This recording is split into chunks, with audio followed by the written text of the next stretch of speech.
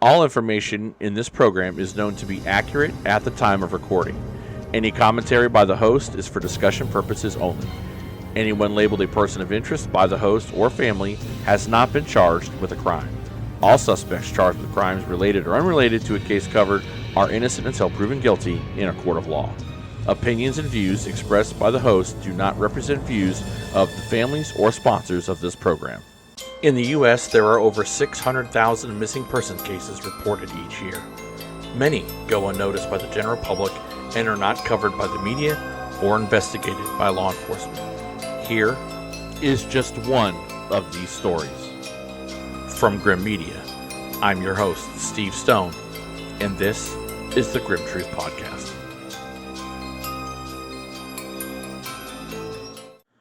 Hello and welcome to this episode of the Grim Truth Podcast. I'm your host, Steve Stone. Before we get into it, if you haven't done so and you want to help the missing and the murdered, subscribe to the Grim Truth Podcast YouTube channel. Hit that notification bell so you never miss an episode or anything regarding the missing and the murdered. Make sure you leave us a like, hit that like button, comment. Let us know what you think about the case. Give us your opinion and also share. It's very important because you never know. You could be the individual that helps bring a missing loved one home, or that missing piece of a puzzle that helps bring justice to a homicide victim. Also, this video is brought to you by our Patreon. Become a producer. For as little as $3 a month, you could help produce the Grim Truth Podcast. Your name would be on the credits, and you would be a wonderful member to have. We're working on some special stuff behind the scenes for those of you that do decide to help out just for as little as $3 a day. I know times are tough, but it's out there. Your name would be on the credits at the end of our videos, and it's just a great way to help keep the channel afloat. I'll leave a link in the description below, and we thank all of those who are helping out with the channel. That being said, let's get into it. Veronica Reyes went missing on January the 18th, 2020. She was seen coming home on video camera, but not seen leaving. She just vanished. In this episode that we did last year, I talked to her father. Veronica was a mainstay in the family. She was a mother. She was married.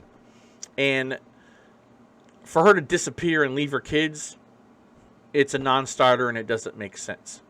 Again, this is an episode that we did when we were just doing the podcast on audio, and we're bringing everything over to YouTube because it just gives that an extra possibility for this case to be out there on a different platform, and it keeps this case alive and keeps Veronica's face at the front of everything where it belongs, because the family needs answers. And again, she was just a powerful member of the family, and they need to find out what happened to Veronica. So without further ado, here is the entirety of the podcast we did last year, and we'll wrap it up with some caveats and some other things that we really didn't say and we really didn't know at the time. So without further ado, let's get into it. Today's story is about a young woman who went missing in Hillsborough County, Florida.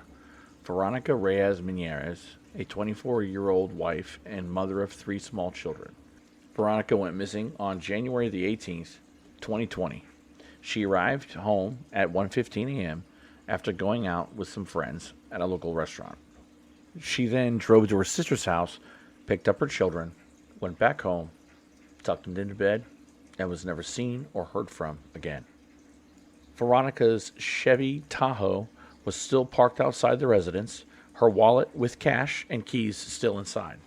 Veronica's cell phone was gone and either was turned off or the battery died that following Monday. Veronica was a dedicated mother to her children, and from all accounts, it's completely out of character for her to just leave without a trace. I was honored to have the pleasure to talk with Veronica's father, Fidencio, about the case and how the investigation into his daughter's disappearance was going. But first, I wanted to know Veronica and the type of person she was and what she meant to her family. Veronica, she's a daddy's girl. You know, she kind of started her life early. You know, she had the oldest son when she was 17. And she's very kind-hearted. She always has a smile on her face. But she's very loud and obnoxious. I mean, I can't lie about that one. But that's why it kind of puzzles me for her disappearance, you know. Because if something would have happened, she lives in a mobile home park, somebody would have heard something, you know. She's very loud. But, I mean, you know, the older she got, the more family integrated she got with her siblings, you know, doing stuff with them and, you know, etc. I then asked Veronica's father about the timeline. I wanted to know when he found out Veronica went missing. Now we assume it was on the early morning hours of Saturday, January the 18th, 2020. So here's Veronica's dad and how he found out. Well, I'm telling you my story, how I, you know, before I found out anything. You know, that it was on that Saturday. Well, Saturday I went out for a Chinese New Year celebration with a friend of mine. Took my other daughter with me, and it was all that Saturday evening. Well, I get home, go to bed like, you know, normal. We had a great day, and then come Sunday about 3:33.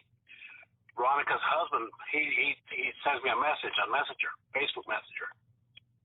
And he's asking me, he's like, have you seen Veronica? And I replied all confused, you know, I'm like, what are you talking about?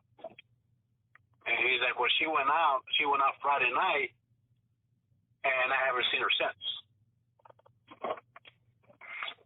So, you know, I started getting concerned, so I started texting her siblings. You know, thinking she went out with somebody else or something, you know, argument they got into, her and them or something that she didn't tell me about. And they all responded, no, we don't know. We don't know where she's at. So I text my ex-wife, and she, same thing. I feel it's important to try and understand the mood or behavior of a person right before they go missing. Oftentimes we just don't know.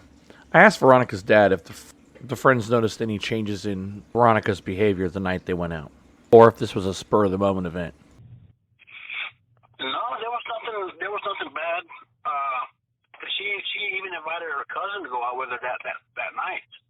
She talked to her cousin on Wednesday of that week and invited her to go. And her cousin couldn't go because her cousin also has a family of her own. So back to the timeline. What we know is Friday afternoon, Veronica drops the two older boys off at her sister's house for the evening. The younger child is going to stay home with Veronica's husband. Here's Veronica's dad as he tells us how the rest of the timeline, as he understands it, plays out. When I dropped the boys off, went back home, and I guess finished getting ready, and then showed up at Veronica's house to pick her up. And then from there, they wanted to go pick up the other friend. And then from there, they went out to eat, get a couple of drinks at Chili's. Okay. Up in Tampa. And according to her Google, it shows that she got dropped off at the house at about 1:15. At this point, video cameras at the mobile home park show Veronica arriving home at about 1:15 a.m.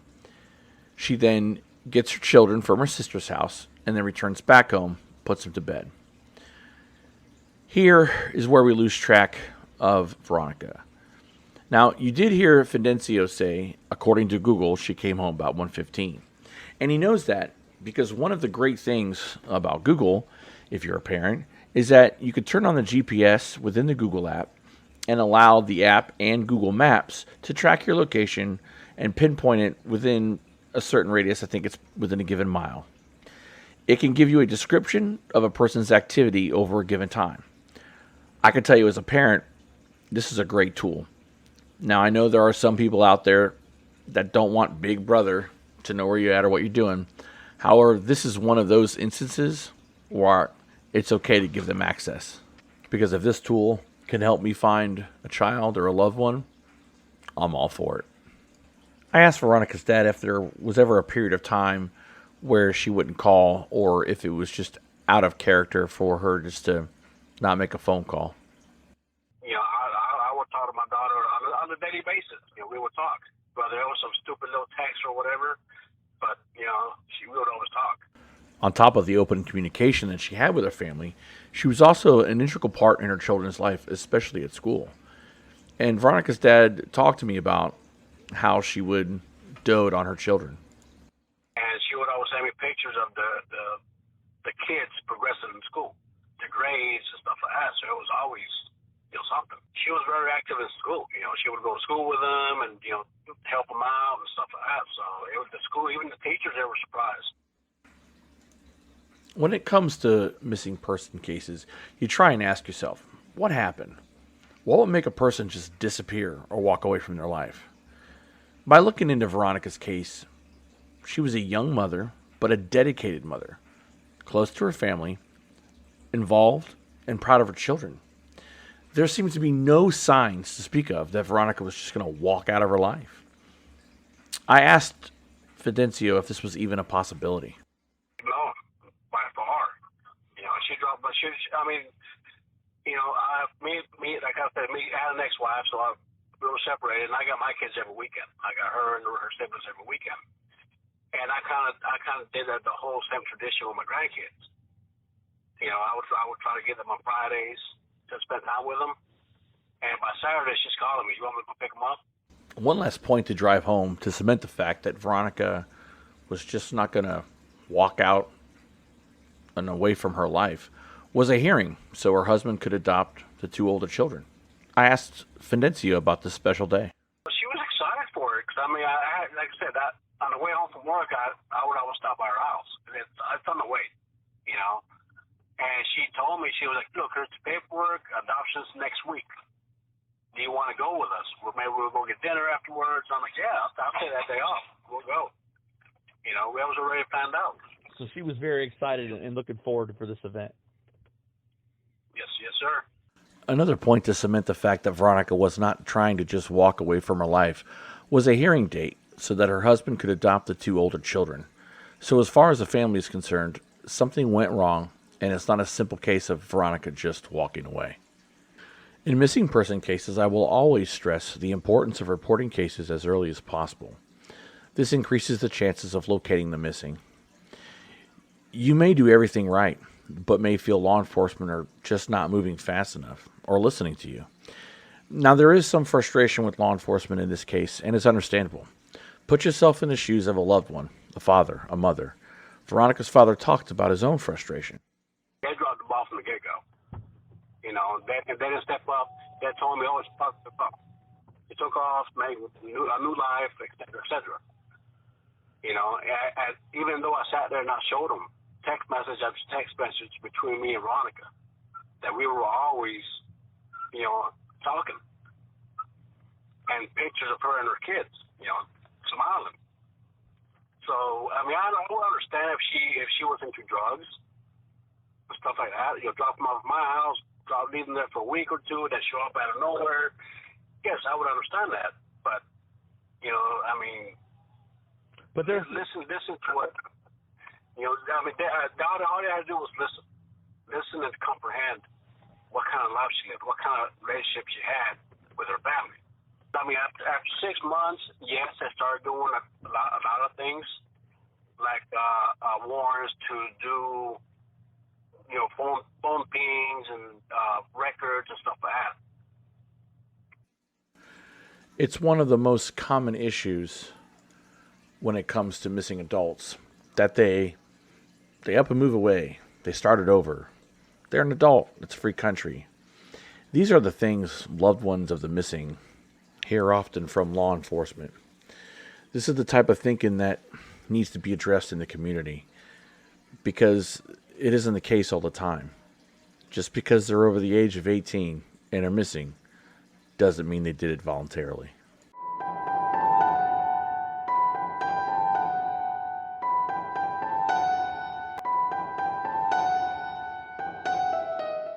Every week when we profile a specific case, we also want to put the word out about other lost souls that also need help. This week is going to be Heaven Irwin, age 14, last seen on January the 14th, 2021, in Wallen, Tennessee. Heaven is a white female who is about 5'2", 115 pounds, with blonde hair and blue eyes. If you have any information, please contact the Blount County Sheriff's Office in Tennessee at 1-865-983-3620. You can also find a picture of Heaven on the website at thegrimtruth.com. Now back to the story. Remember Veronica's cell phone that was also missing around her disappearance? It was pinging that entire weekend until the Monday, and then it just stopped. I wanted to know if a search was done in the area around the neighborhood where the cell phone was pinging. Well, she disappeared that Friday, and through the week, we were trying to get everything together, And I told my siblings, her uncles and aunts, because where she lives at, there's a big old horse trail, wooded area, with little ponds and stuff all in it. I mean, it's acres upon acres. And we went in there that weekend after she disappeared and did a search that whole area. I even called the police department. I told them what we were doing. Either y'all can come out and help us or give me some pointers. Which I got no response. I got nothing. It has to be frustrating. You're a parent of an adult child who has disappeared, and you're trying to be strong for your family, trying to be a detective, and trying to be a tracker. And make no mistake, this can take a toll on a family. I asked Fidencio how the grandchildren were handling with all this. Well, the youngest one, he's 2. He don't remember. He don't remember her no more. And the other 2, the middle one, he's kind of upset over it. He talks to her, he gets upset, don't want to talk about it. And the oldest one, every time I see him, he tells me, I miss Mom. I was just going to say, I try to be there for them as much as I can. With the mom missing, there's a gap there, so I kind of try to fill that gap in and kind of, soften, the hardness of life. I'm not a child psychologist, but when children are accustomed to having a mother who is always there, doing what only a mother can do, and then she's gone, that's a shock to any child's system. And it's painful. And you can hear that in Fidencio. I asked if Veronica was listening to the podcast, or anyone that had anything to do with her disappearance, or may know where she is. What would you say? Well, for one, Ricardo, the oldest son, he told me Friday, Sunday when he came to the house, because I got them all week. He told me, he said, Grandpa, this 2021 could be a great year. Better than 2020. So, upon saying that, if anybody has Veronica, make it a great year for them. If not for me, for the kids. And that's what really, hurts me the most. It's watching them. There's no question that Veronica's disappearance has had a profound effect on the entire family. They deserve answers and deserve Veronica to be found and brought home. There were some deficiencies in the early stages of this case. This happens in a lot of missing person cases. It causes a lot of time being wasted and hard feelings between law enforcement and the family. Now, the Hillsborough County Sheriff's Office has conducted 2 physical searches for Veronica, one area where the family had searched previously, and another area where Veronica's phone was pinging. While doing research for this case, I did try to make contact with Detective Deputy Fisher. However, I never received any calls back. Like in every case, there are some things that are out of bounds and cannot be aired. When telling these stories, it's about the missing and the families. Nothing else matters. It's about facts and ultimately the truth. Someone out there knows what happened to Veronica. Someone knows where she is. The grim truth is, it takes courage for that one person to come forward with the facts and with the truth. For this family, they live in constant hell, not knowing where Veronica is. There are days when nothing is okay, and it's hopeless, and not enough is being done. So let's stand with this family, as we do with every family, and lift them up. I want to thank Fidencio for talking with me about Veronica's case, and the privilege it is to have the trust to tell the story. It will not end here, for as long as Veronica is missing, the Grim Truth podcast will also be there. We will keep an eye on this case, and I will be doing an update in the coming months. Veronica was last seen wearing a gray and white long-sleeve crop top shirt, jeans, blue sandals, possibly wearing her glasses. Veronica has long brown hair, brown eyes, 4'11", 150 pounds. She has a mole near her left eye and probably wearing glasses. If you or anybody else has seen Veronica or know where she is, please contact the Hillsborough County Sheriff's Office at 813-247-8000. Again, that's 813-247-8000. If you need to, you can remain anonymous.